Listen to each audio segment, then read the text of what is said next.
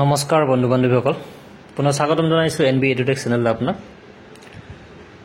মোক বহু ৰিকুৱেষ্ট কৰি আছে মেছেজ কৰি যে বিভিন্ন ডিস্ট্ৰিক্টৰ ধুবুৰী তাৰছত তেনেকৈ লখিমপুৰ ডিস্ট্ৰিক্ট ওয়াইজ এটা সমীক্ষা আগবঢ়াব লাগে বুলি নিশ্চয় মই আগবঢ়াম তাৰ কাৰণে অলপ সময়ৰ প্ৰয়োজন হ'ব মোক নেক্সট ভিডিঅ'ত মই নিশ্চয় আগবঢ়াম আৰু এটা কথা স্পষ্ট কৰি দিব বিচাৰিছো মোৰ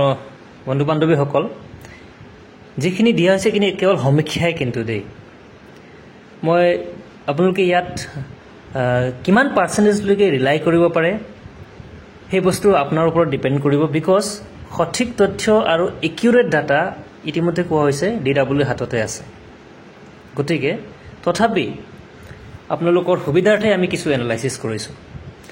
আৰু আজি আমি বিশেষকৈ কথা পাতিম কেইটিমান খুব ইম্পৰ্টেন্ট পইণ্ট লৈ ইম্পৰ্টেন্ট পইণ্ট কিটা আছে আপোনাৰ এনআইএছ কেছ এণ্ড ইম্পেক্ট এতিয়া যেহেতু পুনৰ কেছ এনআইএছ কেণ্ডিডেট সকলৰ ফালৰ পৰা যিখিনি ধৰক এটেন্ডেন্স ৰেজিষ্টাৰ বা তেওঁলোকৰ ইউডাইছ ৰেকৰ্ড বিচৰা হৈছে তেওঁলোকৰ হয়তো কিবা প্ৰব্লেম হৈছে তেওঁলোকে নিজৰ তেওঁলোকৰ পক্ষ থাকিব ইয়াত আমাৰ কোনো ক'বলগীয়া একো নাই কিন্তু তেওঁলোকে কেছ কৰিছে যাৰ কাৰণে ডিলে হ'ব নেকি বা আমাৰ মেৰিট লিষ্টত কিবা ইম্পেক্ট হ'ব নেকি বুলি এটা সন্দেহ আমাৰ মনত বা এটা সংশয় আছে সেই ডাউটখিনি ক্লিয়াৰ কৰিব বিচাৰিছো আৰু এতিয়া ৰেচিঅ' কিমান যাব বুলি সুধি আছে মাজতে মই ভিডিঅ'টি প্ৰকাশ কৰিছিলোঁ সেইটো বিষয়লৈ ডিছকাছ কৰিম তাৰপিছত পইণ্ট নম্বৰ 3 যিসকল কেণ্ডিডেটে এপ্লাই কৰিলে অনলাইন থ্ৰু দি ৰেজিষ্ট্ৰেশ্যন কমপ্লিট হ'ল বাট ফিজিকেল ডকুমেণ্ট ভেৰিফিকেশ্যনৰ কাৰণে নাম নাহিল তেওঁলোকৰ কি হ'ব সেইটো খুব ইম্পৰ্টেণ্ট প্ৰশ্ন আৰু কাট অফ এটা তুলনামূলক সমীক্ষা সো বন্ধু বান্ধৱীসকল প্ৰথমতে এনআইএছ কেছৰ বস্তু ক্লিয়াৰ কৰি লওঁ চাওক ঠিক এনআইএছ কেছৰ দৰে সিটেড কেণ্ডিডেট সকলৰ ফালৰ পৰা স্ক্ৰীনত চাব পাইছে আপোনালোকে দেখিব পাইছে তেওঁলোকে কেছ কৰিছিলে ঠিক আছে আৰু কেছ কৰাৰ পাছত ইয়াত স্পষ্টকৈ উল্লেখ কৰিছে ডিডব্লিউএ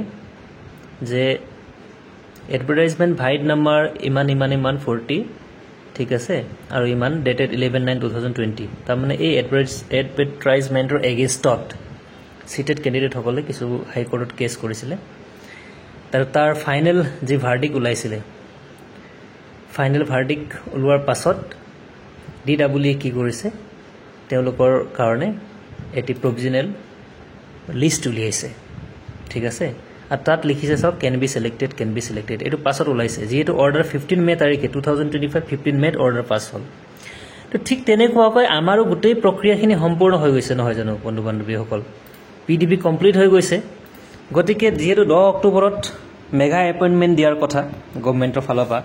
গতিকে নিশ্চয় মেৰিট লিষ্ট উলিয়াব যদি তাত কিবা ইনক্লুড কৰিব লগা থাকে এনআইএছ কেণ্ডিডেট সকলৰ সপক্ষে যদি ৰায়দান আহে বা তেওঁলোক জিএন হক তাৰ পাছত ডিডব্লিউ ফালৰ পৰা নিশ্চয় তেওঁলোকক ইনক্লুড কৰিব যেনেকৈ এটি ইনক্লুড কৰিছে এই সিটেড কেণ্ডিডেট সকলৰ এগেইনষ্টত যেনেকৈ আৰু এনআইএছৰ কিছু কেণ্ডিডেট ইয়াত উঠিল বুলি লিখিছিলে হয়তো এইটো কাৰণে হয় বাট এইটো মেটাৰটো হৈছে সিটেড কেণ্ডিডেট সকলৰ আগৰ সো এই কম্পেৰিজনত আমি আনিছো ইয়াক আমি জাস্ট ৰেফাৰেন্স হিচাপে দেখাব বিচাৰিছো যে এই কেছৰ দ্বাৰা আমাৰ মেৰিট লিষ্টত কোনো ধৰণৰ ইম্পেক্ট নহয় বুলি মোৰ ধাৰণা ঠিক আছে প্ৰথম কথা আৰু দ্বিতীয় কথা 5550 প্লাস 4500 মোৰ বুধেৰে দুইটা মেৰিট লিষ্ট প্ৰকাশ কৰিব গভৰ্ণমেণ্টে যেটো ইলেকশ্যনৰ কথা আছে মাজতো দুইটি ইলেকশ্যন পাৰ হৈ গ'ল নহয় জানো সো আমি আশা কৰিব পাৰো মেৰিট লিষ্ট নিশ্চয় উলিয়াব আৰু name not appeared in PDP ইয়াৰ ক্ষেত্ৰত মই ক'ব বিচাৰো বিভিন্ন কমেন্ট যোগে মোক জনাইছে ধুনীয়া পাৰ্চেন্টেজ থকা খুব ভাল স্কোৰিং থকা কেণ্ডিডেট সকলৰ নাম অহা নাই বন্ধু বান্ধৱীসকল আৰু মোক নিজেও ফোন কৰি কৈছে মোৰ লগৰ কেইটামানে আছে তেওঁলোকে কৈছে যে মোৰ নাম অহা নাই তেওঁলোকৰ স্কোৰিং খুব ভাল সো ইয়াৰ ক্ষেত্ৰত ইতিমধ্যে নোটিছ 7/7/2025 তাৰিখে ডিডব্লিউএ দিছে ইয়াত গোটেইখিনি আপোনালোকে পঢ়ি চাব পাৰে মই গোটেইখিনি নপঢ়ো In this regard, many candidates are visiting the office of the undersigned with grievances of not finding their names in the verification list. তাৰমানে নাম নাই বুলি বহু কেণ্ডিডেটে ডিডব্লিউ অফিচ ভিজিট কৰিছিল তাৰছত তেওঁলোকে এই নোটিছ উলিয়াইছে ইয়াত উল্লেখ কৰিছে স্পষ্টকৈ it's also to be mention that the published list are only for physical document verification and the mere presence of name of candidates in the physical document verification list does not qualify them for the final list মানে যাৰ নাম document ভেৰিফিকেশনত আহিছে তেওঁলোকৰ যে merit লিষ্টত নাম আহিব বুলি কোনো চিউৰিটি নাই গতিকে যাৰ যাৰ নাম অহা নাই ভেৰিফিকেশ্যন লিষ্টত তেওঁলোকৰো মেৰিট লিষ্টত নাম অহাৰ চান্সেছ আছে নিশ্চয় আছে কোনো ধৰণৰ সংশয় নাই ইয়াত ঠিক আছে যদিহে কিবা কাৰণত ৰিজেক্ট নহয় অন্য কিছু ধৰক এৰৰৰ কাৰণে যদি বা ভুলৰ কাৰণে যদি ৰিজেক্ট নহয় নিশ্চয় আহিব আৰু বহু কেণ্ডিডেট আছে যাৰ কম নম্বৰ থকা কেণ্ডিডেট সকলৰো পিডিবি তাৰমানে ডকুমেণ্ট ভেৰিফিকেশ্যন লিষ্টত নাম আহিছে বাট হাই স্কৰিং থকা লোক অহা নাই তেওঁলোকৰ মেৰিট লিষ্টত যদি সব ঠিকে আছে কিয় নাহিব ইয়াত কোনো ডাউটে কৰিবলগীয়া কথা নাই বন্ধু বান্ধৱীসকল আৰু আহোঁ তৃতীয় কথালৈ বন্ধু বান্ধৱীসকল ৰেচিঅ' কি ৰেচিঅ'ত মাতিব বুলি ঠিক আছে আমি ইতিমধ্যে গম পাইছোঁ বন্ধু বান্ধৱীসকল 9180 ফাৰ্ষ্ট আৰু ছেকেণ্ড ফেজৰ গোটেইখিনি পৰ্যায় মিলাই 9180 মাতিলে প্লাছ পিডব্লিউ কেণ্ডিডেট আছিলে 198 9378 আমি গোটা গোটিকে দেখা পাই আছোঁ টোটেল তাৰপিছত বহু কেণ্ডিডেট নিশ্চয় থাকি গৈছে বহু যিহেতু আমি একজেক্ট নাম্বাৰ এইটো কাৰণে ক'ব পৰা নাই টোটেল ৰেজিষ্টাৰ্ড বা এপ্লাইড কেণ্ডিডেটছৰ সংখ্যা কিমান সেইটো তেওঁলোকৰ হাততে আছে ডিপাৰ্টমেণ্টৰ হাতত যদি এইটো পালে আমি ডাইৰেক্ট মাইনাছ কৰি উলিয়াই দিব পাৰিলোঁ হয় নহয় জানো so' name not listed in PDB এইটো আমাৰ হাতত নাই এইটো টোটেল কিমান হ'ব আমি খালি অনুমান ভিত্তিতহে কথা পাতিব পাৰিম ইয়াত যিমান টোটেল আহিব তাৰপিছত এবচেণ্টি কিমান আছে সেইখিনি মাইনাছ হ'ব ফৰ এক্সাম্পল হিচাপে মই কৈছোঁ দেই জাষ্ট যদি 12000 যদি ইয়াত ধৰক আৰু 9370 প্লাছ যদি আমি ধৰি লওঁ 5000 তো 14378 হ'ব তাৰপিছত যদি 2000 যদি এবচেণ্টি থাকে তো 12378 হ'ব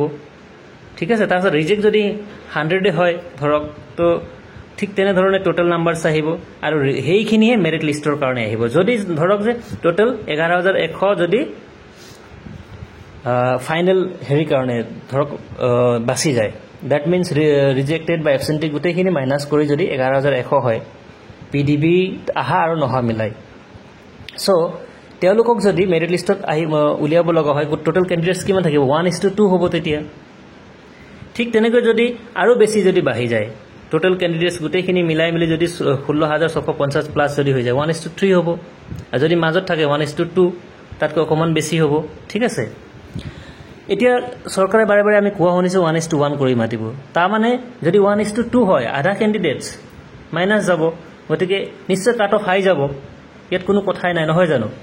কিন্তু যদি ইয়াতকৈ কমে কাট অফ কমিব চিম্পল আছে গতিকে কোনো হতাশ হ'ব নালাগে বন্ধু বান্ধৱীসকল যেহেতু পোষ্ট বহুত আছে যদিও কেণ্ডিডেটছ বেছি আছে পোষ্ট বহু বেছি আছে সেইটো খুব প্লাছ পইণ্ট গতিকে এই কথাখিনি আজি মই ক্লিয়াৰ কৰিলোঁ বাকী এনালাইচিছ মই নিশ্চয় অনাগত কামিং ভিডিঅ'বোৰত মই কৰিম জনাম এই গোটেই প্ৰক্ৰিয়াখিনি আৰু কিছুমানে কমেণ্টছত আমক ইউটিউবাৰে ধৰক ভালকৈ ভিডিঅ' নবনায় বুলি কিছুমানে লিখে চ' মই এতিয়া অনুৰোধ জনাম চবেই নিজৰ ফালৰ পৰা এটা এনালাইচিছ দিয়ে যিহেতু এইটো চাৰ্টেইন নহয় আৰু হেল্প কৰিবৰ কাৰণে কৰে গতিকে সকলোৰে কাৰণে আমি পজিটিভ চিন্তা কৰিব লাগে আৰু আপোনালোকৰ কাৰণে আমি পজিটিভ চিন্তা কৰিছোঁ চ' থেংক ইউ ভেৰি মাছ